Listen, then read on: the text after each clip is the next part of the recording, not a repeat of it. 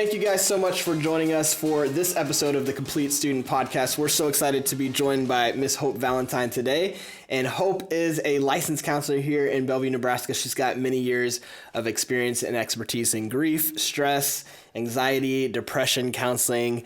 Hope, how are you doing today? I'm wonderful. Thank you so much for inviting me to do this. Yeah, absolutely. We're so thrilled to be able to have you here and just kind of discuss some important topics as it relates to some of our students. So just to start off, why don't you tell us a little bit about yourself? How long have you been in practice? Okay. Well, thank you again for inviting me here. My name is Hope Valentine. I'm a licensed mental health practitioner here in Bellevue. I have a private practice. I've been in practice for over 21 years now. You know, I'm serving the Bellevue, Omaha metro area.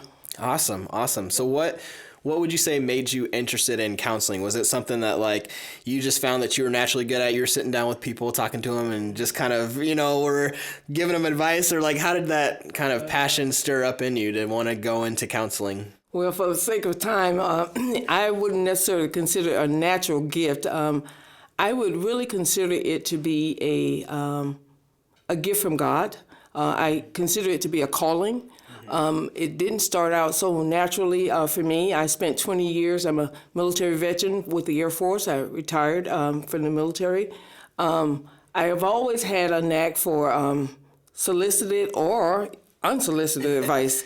You know, I tend to kind of get in trouble a lot in school for talking too much, that kind of a thing. Me too. And so I always kind of felt like, that it was something that I thought about pursuing, but it wasn't necessarily on my radar screen. So I don't know how naturally it came, but I felt like God kind of ordered my steps along the way. So we can talk a little bit more about that. Yeah. I had a counseling class in college, and we would do like some role playing, and I always thought I was just terrible at it. Like I just know that I would be really bad, but like my wife, I feel like she has the knack for it. I'm trying to push her in that she should get into it. But so you talked about kind of your faith a little bit and how God kind of ordained your steps into it. So how has your faith kind of influenced your practice? As I said earlier, I think it was a launch pad for me, my faith. It was in my faith that I really heard the call of God, that God had a call on my life, and my life was no longer my own. It belonged to God. And so I had a world of ideas that I thought I would be doing for myself, which turned out to be none of those things. And I'm so thankful for the call of God. And he solidified that call in the book of Isaiah 61, when it says, "The Spirit of the Sovereign Lord is upon me." You know, he's called me to preach the good news and to heal and to help the sovereign, parts of the grief piece and all the things that come with it, the mourners, and to encourage them. And so I think when I saw that piece of it, I sort of just knew in my heart that that's what God had called me to do. Yeah. One of the things that I've noticed, especially during this time, we've been dealing with coronavirus now for many months, and people have been at home. They've been maybe physically distant from people. I just see in a lot of our students that, like, they're becoming more anxious, they're becoming more depressed. They're just like all of that seems to be weighing really heavy on our students. And what are some of, maybe in your eyes, what are some of the prevalent issues that you see that are really affecting young people today? You know what, maybe you don't know this about me, is I did a 3-year internship in the school system. And so I have an affinity for the education system, for the school, the student population, even though I service a lot of all the different populations, clientele. But for the students, what I am seeing most now is I'm seeing a lot of the PTSDs, so a lot of the anxiety, a lot of the depression, a lot of the suicide things that are coming up, just a lack of coping skills, just a lot of self-harming behaviors, things that I think that not just COVID induced, but I think a lot of these things have just been kind of brewing, and COVID has just exposed them. Yeah. So as you kind of, look into that a little bit more, what would you say are some of the things in culture today specifically that's causing some of those things to come out more now than before? Wow. I want to say social media, but Yeah. I want to say that with some kindness because there's some good and some bad with it. The good is probably what we're doing right now, being able to podcast this. But the not so good pieces of it is that I think young people today are so influenced by the social media and the wealth and the breadth of that experience of it all that there's just a lot of things that's shaping them more so than back in my day, in my times that. There's just a lot of things I think young people are just kind of glued to a lot. So that would be the big thing. I think there's another thing, just the parenting challenges. That's one of the hardest things that you'll ever do in your life as parent. Well, you know that. You got some kiddos. I'm starting to realize. Yeah. I don't have teenagers, but just even a 6 and a 4-year-old are making me reach my capacity. Yeah, well, I tell you, it will take you there. And I think that's some of the parenting challenges that parents are facing today that with their young people of just trying to get it right or trying to do the best that they can while they're being pulled and stretched at both ends themselves too. But the bullying piece of it, back in the day, it was more like, okay, they took your lunch money, or kind of punch you on the playground. Today, we got cyberbullying. So we have a lot of things that's really spreading exponentially. So I do think that those are some of the things that we're seeing in society today that are really just challenging us. Yeah. Well, would you say that cell phones for young people are good overall or more unhealthy overall? If you had to even put an age to, I wouldn't give a kid a phone until this age, or I wouldn't let them join social media till a certain age. What would you say? And that's kind of hard to say because I think each child in each circumstances is very different. Yeah.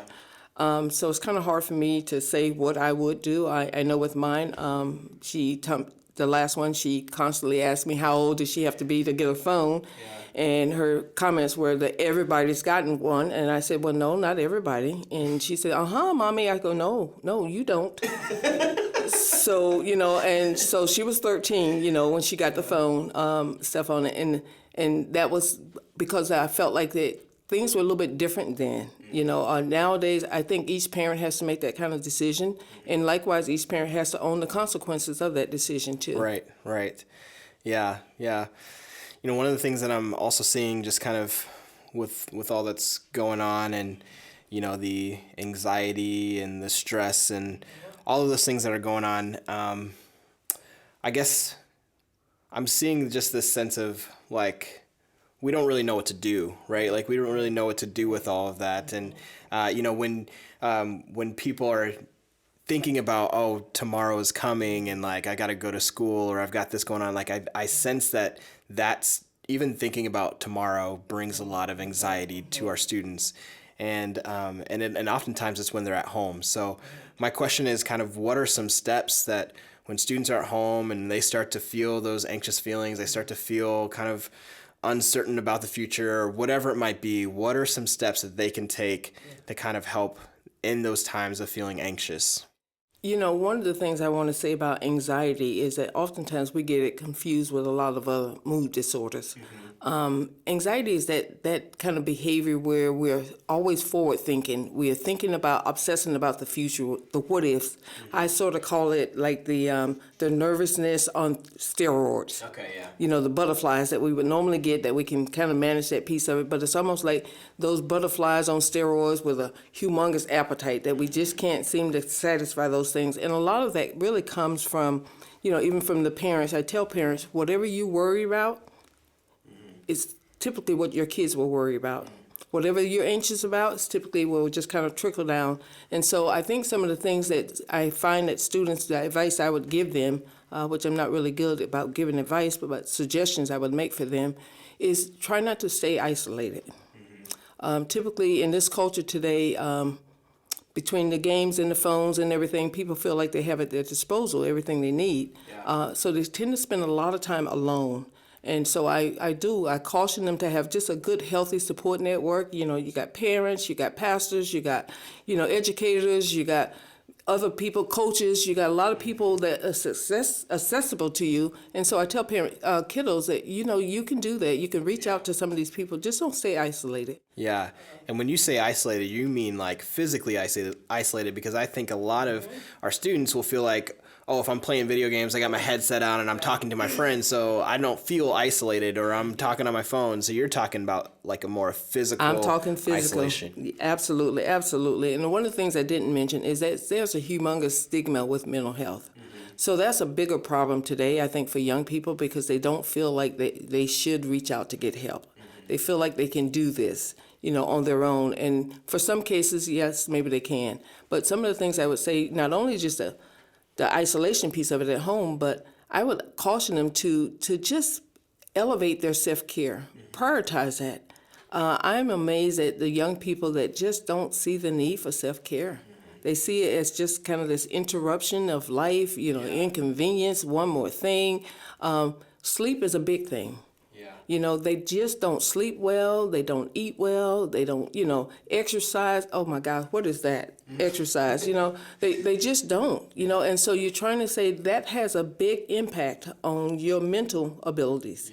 And so if you don't do that, then what you're doing is you're opening yourself up to become a little bit more predisposed to anxiety, depression, stress, and all those other things. Yeah.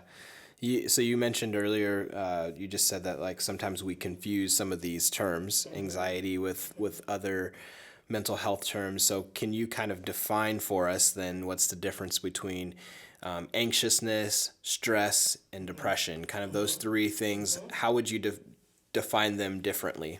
I would look at the anxiety again, as I said, kind of that futuristic what if kind of a thing. You're mulling those negative thoughts over and over and over, and you're trying to take control. And we have a society today that's very perfectionistic, so that they just feel like they have to just get it right and what if. And the coping skills are very on the low edge. So you find them that with the anxiety piece of it, they are a little bit more predisposed to that. Depression is more along the sign of a sadness or irritability, or more of the sign of that you lost interest in some things that it's just kind of hard to get your mojo back, sort of thing, with depression piece of it. And either one of them, if you catch it early enough, it's manageable. Yeah. It's manageable. That's the hope I want to leave with them. It's manageable. So what's the difference between then like anxiety and stress? How do I know if I'm feeling anxious or if I'm feeling just stress? Are they one and the same, or is there some differences? I think they're kissing cousins. I think that, typically if you have some anxiety, there's usually a stressor somewhere. There's a trigger somewhere in that's causing you to become anxious about some things, okay? You typically see, even with the stress piece of it, there's a lack of any kind of hobbies or de-stressors, so to speak. And so we want to make sure that young people do have some outlets in this society that we live in right now with COVID. Very few outlets we have that can keep us safe. So we're finding a lot of young people, not just young people, but people in general, the stress levels are extremely high. Anxiety is even more so higher, on it, and because they just don't have the outlets, it's not like we can just go to the movies like we used to, not like you can go out roller skating, for young people, or hang out in large crowds like you used to, and kicking it. The young people just don't have that. And so we're finding too a lot of the stress and a lot of the anxiety of it, of just not having some good healthy outlets. Yeah, I understand that. So sort of last question here, what are some ways that students, if they do find themselves in that early stage of depression before they need to come see you, that they can kind of, I know you mentioned self-care, but what are some other things that they can do for themselves, that they're at home and maybe they sense some early signs of depression, but they're just not ready to, at that level yet where they need to come see you, but what are some other things they can maybe do? Well, my hope is that they will have some good communication with someone, some accountability somewhere in the midst of all that somebody that they feel they can trust, that's safe, that they can talk to. And so young people know this fully well. You see something, you say something. Yeah. And my take on that too is that if you feel something that just does not feel right, you feel like you're just out of sorts, or several people have been telling you, hey, you're a little bit off here, or you're agitated, or you just fell off the grid somewhere. My hope is that they will begin to have that kind of discussion, with someone, with a loved one or someone that they trust. Yeah. Awesome. Well, thank you so much, Hope, for this time, just sharing with our students some very important things just to help them be healthy and be strong mentally. And just before we go, let everybody know where your practice is at, where they can find you, all that. Okay, well, I'm located at 1620 Wilshiere Drive, Suite 222. It's here in Bellevue. If you're familiar with the McDonald's off of Gavin Road, I'm right off of Gavin Road, but you can find me there. If you want to email me, you can email me at hopevalentine2@cox.net. Awesome. Thank you so much. We appreciate your time with us this morning. Well, thank you.